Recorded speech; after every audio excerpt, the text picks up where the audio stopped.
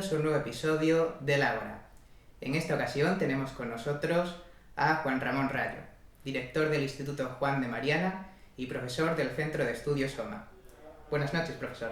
¿Qué tal? Buenas noches. Vamos a empezar comentando, si le parece, la coyuntura económica española y también la situación política. Perfecto. Para empezar, después de casi 7 años de crisis, ¿en qué situación se encuentra actualmente la economía española?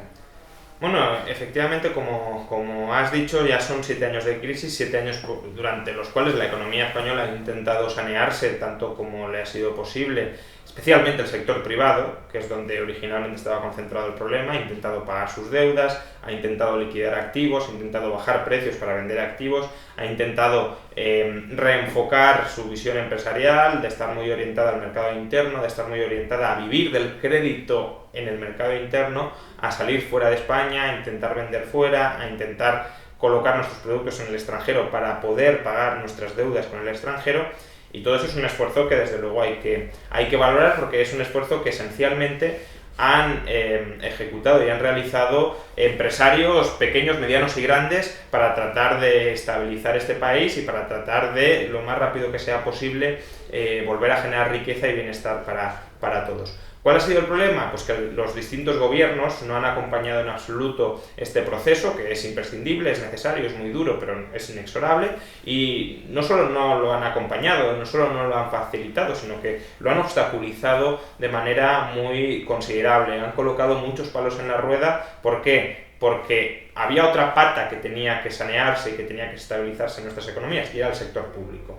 Y el sector público tenía un agujero gigantesco, fruto de haber estado viviendo de las rentas de la burbuja durante mucho tiempo, y en lugar de querer asumirlo, en lugar de querer reconocerlo y decir vamos a bajar el gasto para cuadrar las cuentas, vamos a dejar de encorsetar la actividad empresarial en un momento en el que hay que reinventarse extraordinariamente y por tanto donde toda normativa que les sigamos imponiendo lo que hace es dificultar que se puedan readaptar, en lugar de hacer todo esto, se encerraron en sí mismos y dijeron: bueno, nosotros no queremos reducir el gasto, por tanto vamos a traspasarles el agujero a los ciudadanos, como con deuda y con impuestos. Nosotros no queremos dar marcha atrás en las regulaciones que privilegian a ciertos lobbies, a ciertos grupos de presión, a ciertas entidades cercanas al poder, sindicatos, patronal, ciertos partidos políticos también incluso, y vamos a mantenerlas en lugar de facilitar la generación de riqueza.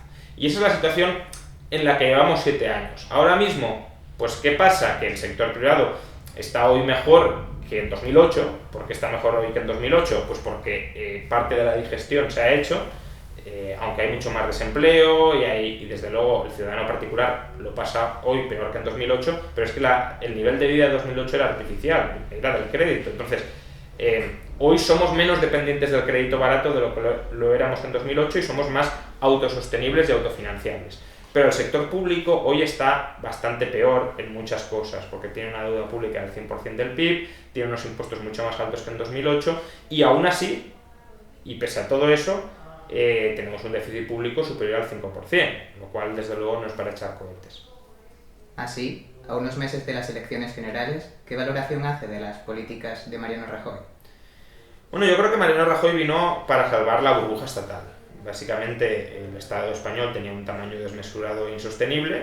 Solo hace falta ver que en el año 2009 tuvimos un déficit con Zapatero de más del 11% del PIB, que era uno de los mayores del mundo, y de hecho, si contamos el tamaño de la variación del déficit, es decir, contabilizando que partíamos de un superávit del 2% en 2007 y que terminamos en un déficit del 11%, de más del 11% en 2009, esos 13 puntos, más de 13 puntos de expansión fiscal, casi 14 puntos, no hay otro país en el mundo que los haya padecido. Entonces, obviamente el sector público está en una situación, y está en una situación crítica.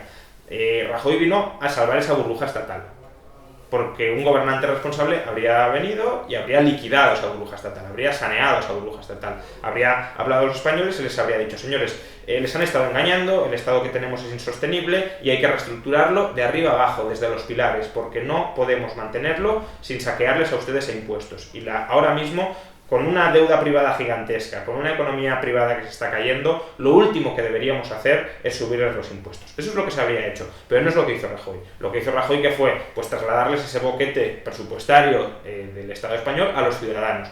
Y así ha conseguido, con esto y sobre todo con la ayuda inestimable de Mario Draghi, que básicamente le dio un cheque en blanco tanto a Rajoy como al gobierno italiano, ha conseguido estabilizar el tamaño del sector público.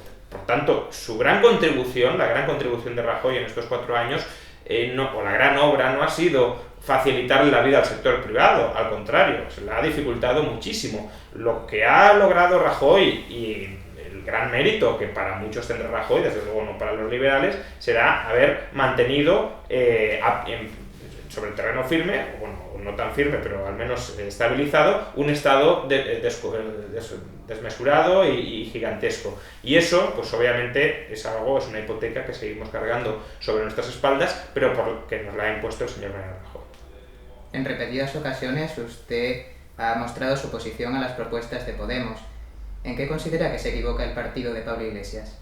Bueno, básicamente en todo, pero es que tampoco es tan distinto el partido de Pablo Iglesias del Partido Popular o del Partido Socialista, al menos en lo que nos cuentan. Otra cosa es que pensemos que hay agendas ocultas, etcétera, que desde luego puede haberlas, como también las puede haber en el Partido Popular. Solo hace falta ver qué hizo Rajoy antes de ganar las elecciones y después de ganar las elecciones. Si eso no era una agenda oculta, pues no sé qué debe ser la agenda oculta.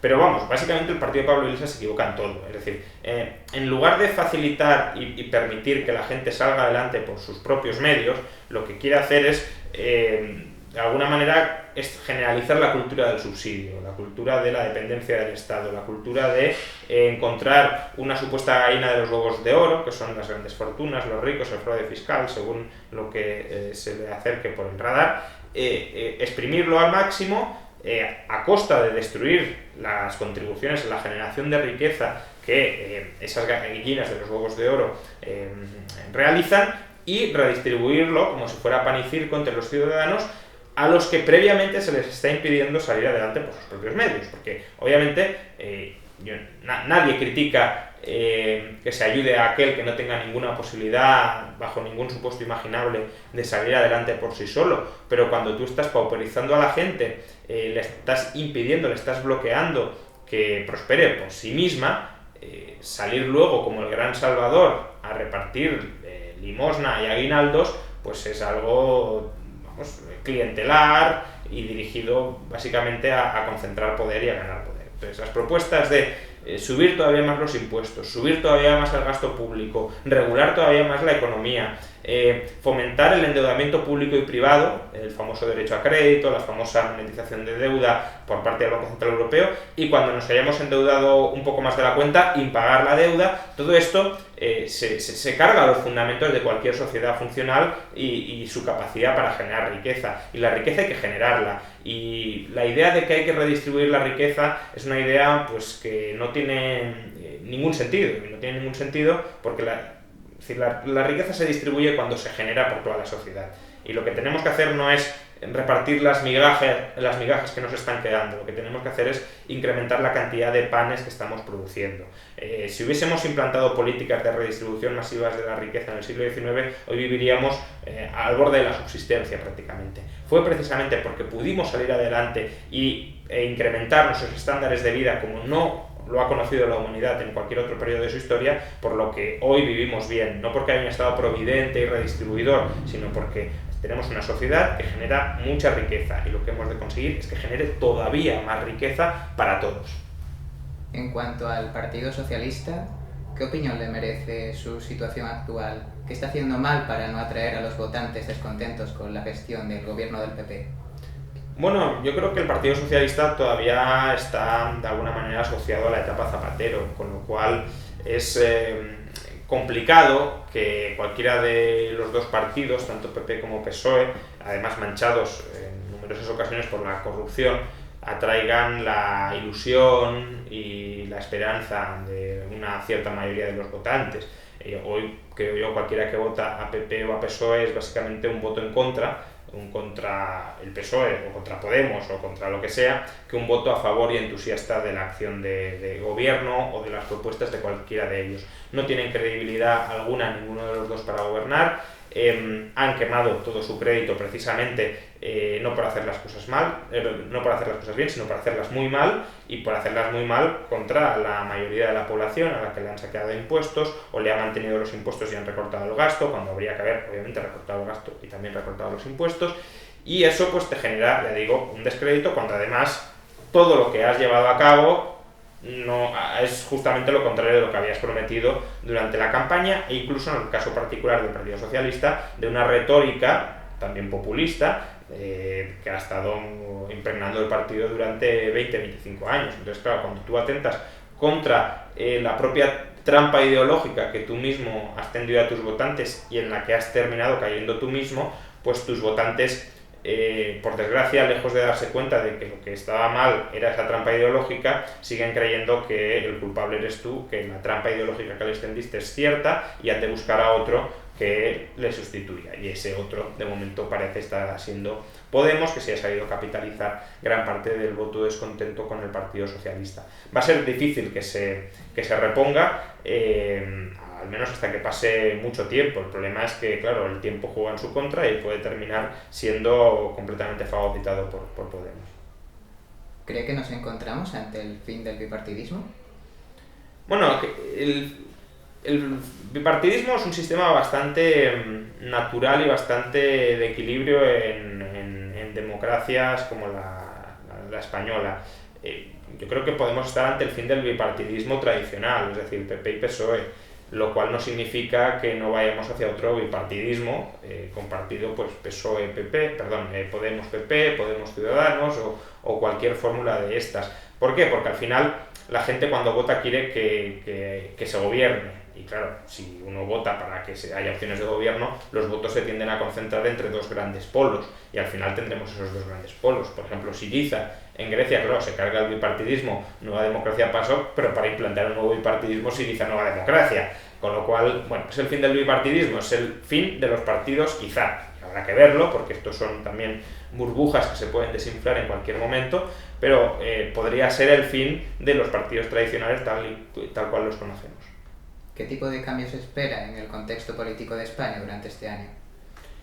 No lo sé, es difícil hacer previsiones electorales, más si no eres experto ni de lejos en ello, como es mi caso. No tengo ni idea, no he estudiado sociología y no sé calibrar si las encuestas son correctas, si no lo son, qué capacidad tienen de predecir algo, si están más o menos acertadas pero tienen un margen de error X o lo tienen gigantesco, no lo sé.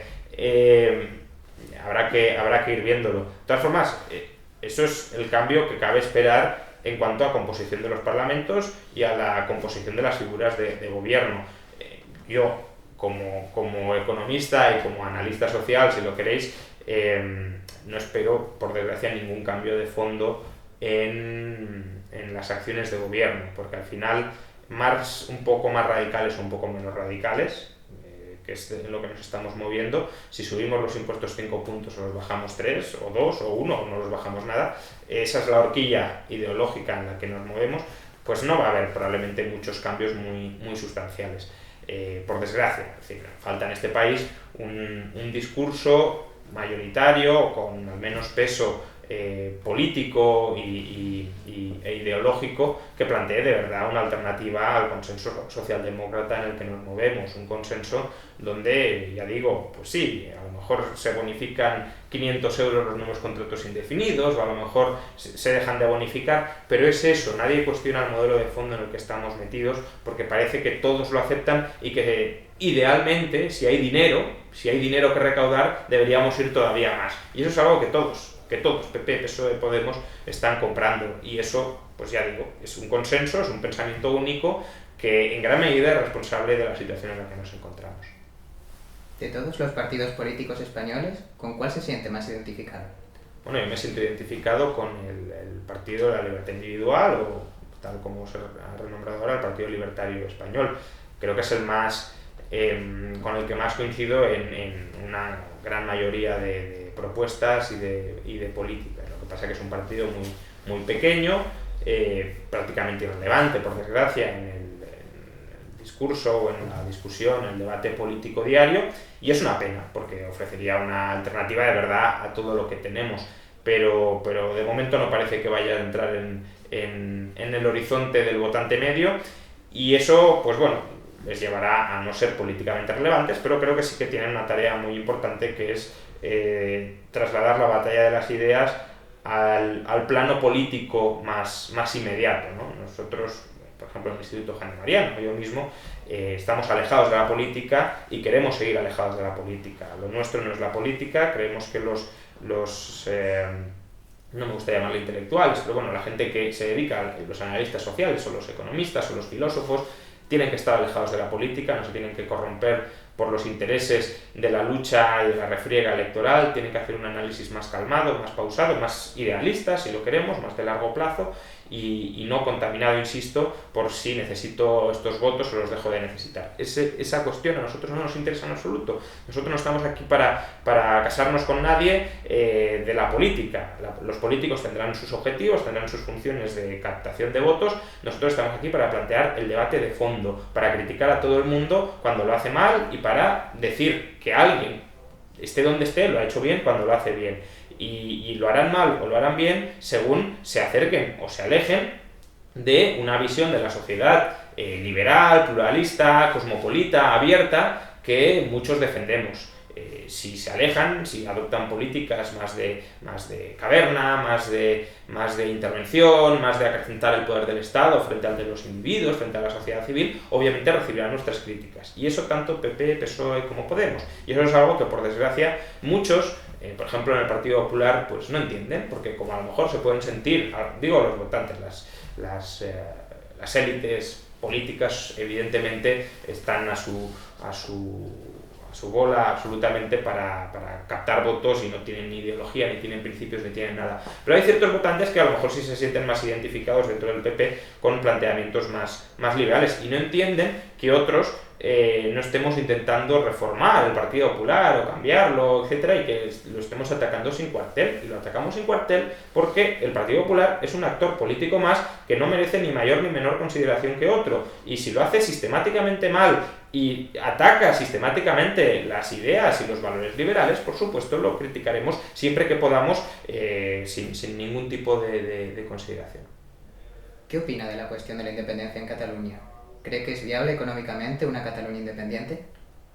Bueno, podría serlo, por supuesto. Es decir, no hay unidades políticas óptimas, al menos en la escala en las que nos movemos. Tampoco digo que no pueda haber una unidad política mínima óptima, pero desde luego hay países del tamaño de Cataluña que son perfectísimamente viables como entidades políticas separadas. Por tanto, a largo plazo, desde luego, no hay ningún problema económico. De hecho, yo creo que incluso es preferible que en una sociedad haya estados pequeños para que pues, las personas, las empresas se puedan trasladar, se puedan mover con mucha mayor fluidez y no sean rehenes del Estado gigantesco que los está controlando. Otra cuestión es los costes de la transición. Y los costes de la transición sí pueden ser muy elevados, tanto para Cataluña como para el resto de España. ¿Por qué? Pues porque una ruptura de una estructura política que lleva muchos años, pues obviamente añade incertidumbre, añade inseguridad, añade margen de discrecionalidad para que los políticos de un lado y de otro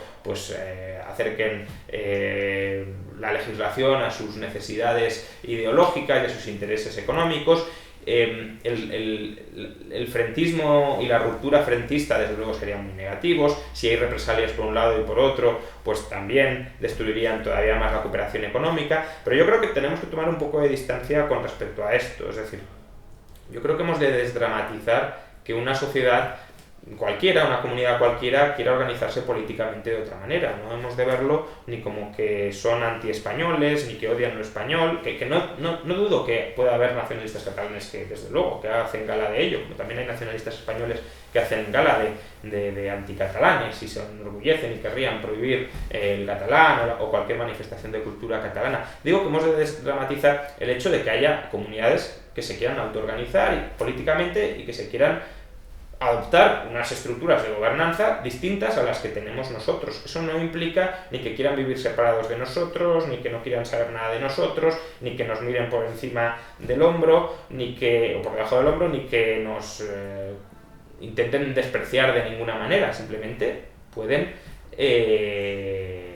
intentar, o pueden querer, o pueden aspirar de la misma manera que una comunidad de vecinos está separada de otra, y no significa ni que sus vecinos se odien entre sí, ni que se tengan que despreciar, ni insultar, ni nada, pues a lo mejor es más adecuado que las dos comunidades se organicen de manera separada, que cada una tenga su presidente, tenga su administrador, etcétera. ¿Por qué no? No. Creo que eso hay que desdramatizarlo y que deberíamos ir, de hecho, a sociedades mucho más pluralistas también en el aspecto político de la organización estatal. De acuerdo. Pasamos a repasar la situación en Europa. ¿Usted cree que ha pasado ya lo peor de la crisis en el viejo continente? Bueno, ha pasado lo peor de un posible estallido de la crisis en el viejo continente, que obviamente todo el riesgo de quiebra y de destrucción del euro en el año 2012, eso ya ha pasado, ya se ha despejado ese escenario, lo cual no significa que no se pueda volver a repetir por causas muy parecidas, porque al final los problemas de fondo, por desgracia, siguen ahí. Siguen los problemas de un sur sobreendeudado y poco competitivo y de un norte todavía muy competitivo y acreedor. Entonces, históricamente el sur de Europa, ¿cómo había pagado sus deudas con el norte? Impagándolas a través de inflación, a través de devaluación monetaria, y eso hoy afortunadamente no está disponible. Es decir, hoy si nos endeudamos hay que pagar las deudas, y si usted no quiere pagar las deudas, no se endeude. Y si usted quiere vender más al exterior porque no es competitivo, no robe a todo el ciudadano que tiene moneda nacional, que se ajusten microeconómicamente a aquellos agentes que no son suficientemente competitivos, ya sean trabajadores pero también empresarios que no son suficientemente competitivos para vender al exterior, pues que se ajusten. Los que lo son no tienen por qué comerse parte de tu agujero. Y eso, que yo creo que es un proceso que si se hace bien es muy positivo, que incluso puede permitirle a la gente aprender y abandonar una cultura del sobreendeudamiento exterior que es saldado persistentemente con inflación y con depreciación de la divisa, y pasar a otro escenario donde se valore mucho más el ahorro, la previsión a largo plazo, el no tener deudas y el ser, por tanto, en cierta medida, dueño de tu propia vida financiera. El ser o el valorar la competitividad no como algo que nos vendrá de fuera devaluando la divisa cuando llegue el momento, sino como algo que he de conseguir yo mismo esforzándome cada día por vender fuera o por vender dentro, y que no sean empresarios de fuera los que se ganen el favor del público español, que es algo que hay que hacer día a día tratando de estar siempre 2 pasos por delante de la competencia. Pero eso está lejos de haberse producido en Europa, muy lejos, y por tanto el riesgo de ruptura del euro y de impagos, por supuesto, estatales, soberanos, sigue muy presente y sigue ahí. Y el hecho de que haya ahora un tímido crecimiento no debería hacernos olvidar que, insisto, que esa amenaza sigue presente y se puede volver a manifestar, por desgracia, en cualquier momento futuro. ¿Qué ha hecho bien y qué ha hecho mal el Banco Central Europeo durante los últimos años?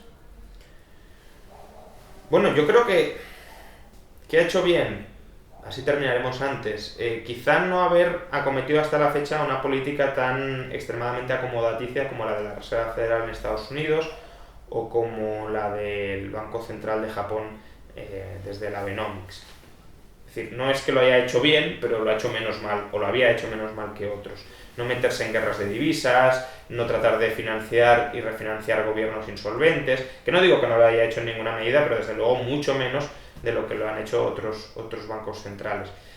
Y eso quizá haya estado algo mejor. Ahora, ¿qué ha hecho mal? Pues prácticamente todo. Es decir, desde que en el año 2001-2002 nos metió en la crisis actual, inflando artificialmente el crédito para que nos volviéramos a endeudar masivamente y así relanzar la economía europea, hasta el whatever it takes de Mario Draghi a mediados del 2012, prometiendo que iba a rescatar a gobiernos insolventes, eximiéndoles así de la necesidad de hacer cualquier tipo de reforma, cualquier tipo de ajuste para volver viables sus economías, hasta ya el despropósito del quantitative easing, que directamente es un rescate a la banca por la puerta de atrás, porque supone limpiar sus balances de activos financieros de mala calidad, concederles nueva liquidez para que puedan seguir prestando a los gobiernos nacionales hiperendeudados para que así se puedan financiar de manera muy barata y no tengan necesidad de hacer reformas que los vuelvan creíbles o que vuelvan creíble su capacidad de repago frente a sus acreedores. Y por tanto, de alguna manera ha encapsulado o ha terminado aislando a gobiernos y a sociedades de la amenaza de la crisis, sin que ello implique que las causas que habrían motivado esa crisis se hayan solucionado. Pues yo creo que en general ha sido una actuación bastante mala. Pero al final los bancos centrales están para eso, es decir, son órganos políticos dirigidos a financiar en condiciones privilegiadas a gobiernos y a bancos. Por tanto, lo extraño es que no haya cedido absolutamente desde un principio a las presiones que desde la banca y desde los gobiernos nacionales le estaban efectuando para que se comportara de manera irresponsable. ¿Qué medidas tomaría usted para hacer frente al problema griego? Bueno, es un problema muy complicado. Es complicado manteniendo toda la estructura y todos los intereses creados que tenemos ahora. Grecia es un país que, si tuviese seguridad jurídica, si tuviese poca intervención gubernamental en toda la hiperinflación legislativa que están padeciendo, si sus impuestos fueran bajos, es decir, si no se saqueara literalmente a los trabajadores griegos y también a los empresarios griegos, pues podría ser un puntal económico de Europa, porque está muy bien posicionada, ahora mismo es un país con unos sueldos muy baratos y con una, por tanto, facilidad gigantesca para hacer negocios. Cualquiera que invierta en Grecia está dentro de un mercado de 300 millones de personas, que a poco que capitalice su empresa podrá, ya digo, contratar a trabajadores muy baratos para producir bienes que se puedan vender en el resto de Europa y en general en el resto del mundo, y por tanto debería estar atrayendo capital a las puertas para reconstruir la economía. ¿Qué pasa? Que como el problema griego no se ha solventado, y tampoco ahora se ha solventado, sigue pesando esa amenaza de salida absoluta del euro y por tanto la incertidumbre es absoluta. El gobierno sigue interviniendo masivamente en favor de grupos de presión y de grupos empresariales cercanos al poder. La justicia es un desastre, es probablemente uno de los sistemas judiciales peores de Europa. La fiscalidad es sangrante. El 40% de los trabajadores griegos son autónomos porque así pueden informar que tienen menores ingresos de los que realmente tienen para así no pagar seguridad social, porque la seguridad social, insisto, es casi el 50% del salario. Entonces es una sociedad que no está estructurada para funcionar, es una sociedad cuyas instituciones incentivan aquellos comportamientos dirigidos a que la sociedad no funcione. Y claro, así es muy difícil generar riqueza. Hombre, generar riqueza por rebote, porque estás dentro, ya digo, de una economía en general bastante rica dentro del contexto internacional, algo de capitales de esa economía atraerás, etcétera, y por tanto, bueno, al final la riqueza también se pega, ¿no?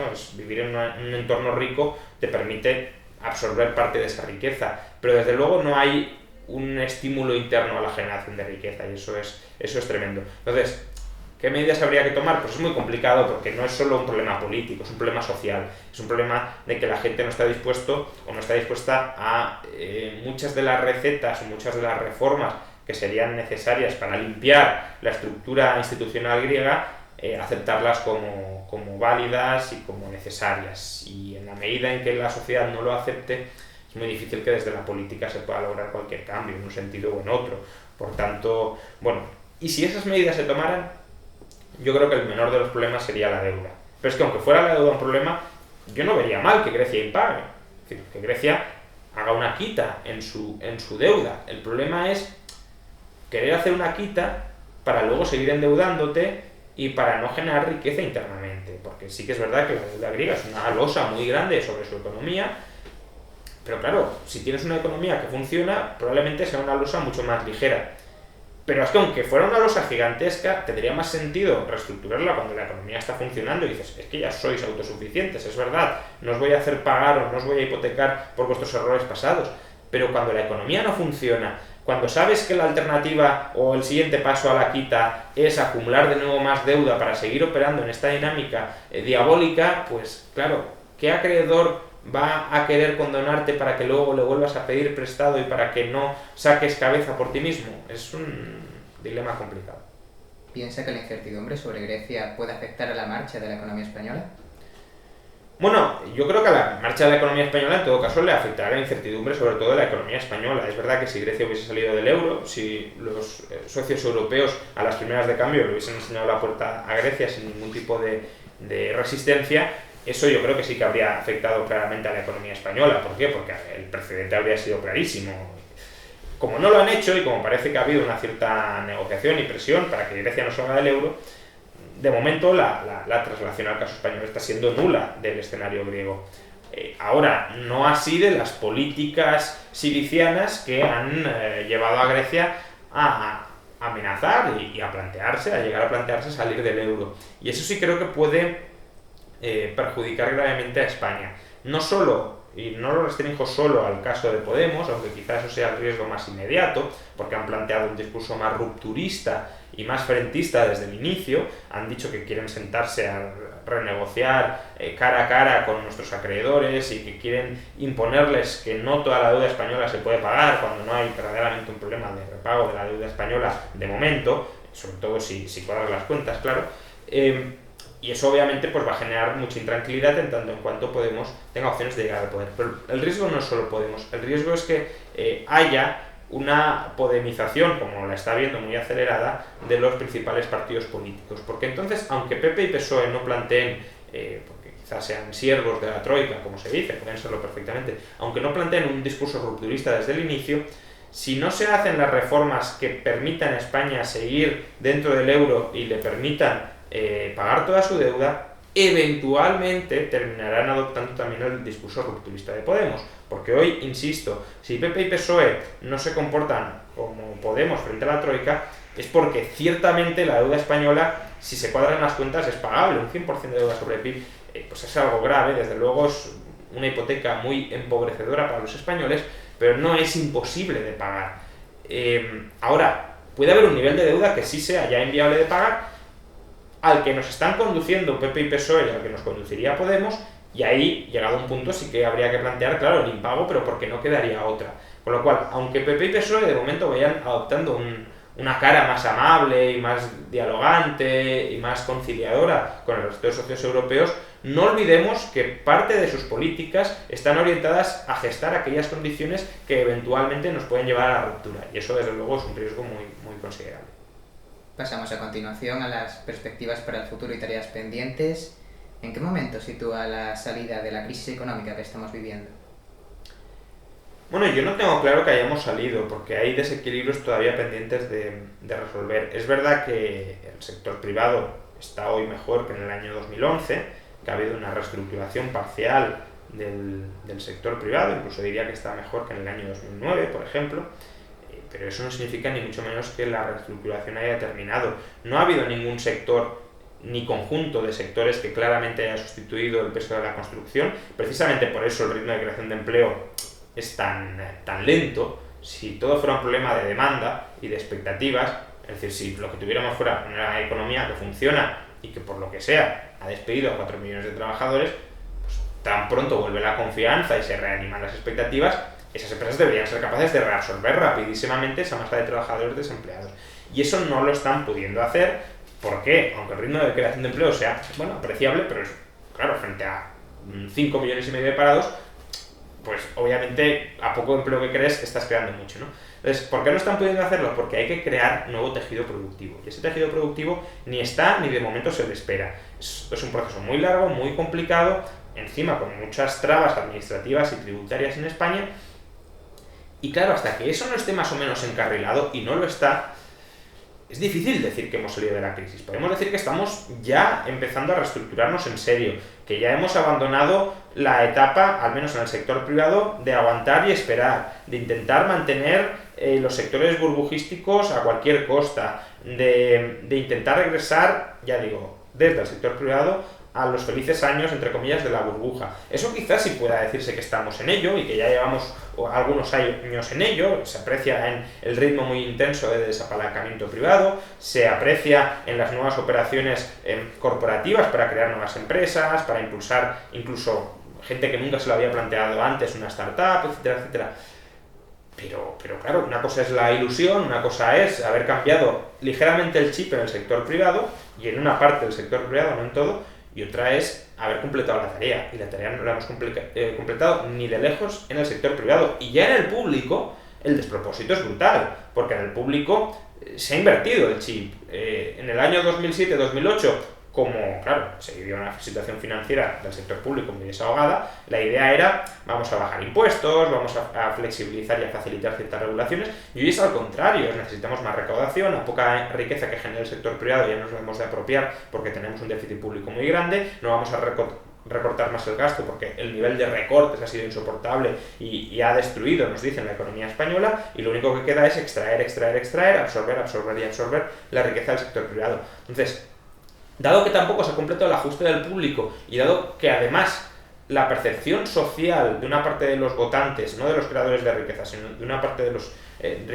los votantes que intenta ser extractores de riqueza, ha sido que necesitamos más gasto público tan pronto como nos lo podamos permitir, muchos creen que ya incluso nos lo podemos permitir con un déficit de más del 5%, es una situación, de nuevo, no claramente de un equilibrio sostenible, es una situación donde esperemos que el sector privado se reestructure muy rápidamente, pero aún así no va a poder ser muy rápido, por desgracia, porque no hay ahorro interno ni facilidades institucionales a la generación de riqueza, pero es que además está la amenaza del sector público de fagocitar tan rápido como pueda los brotes verdes que pueda haber en el sector privado.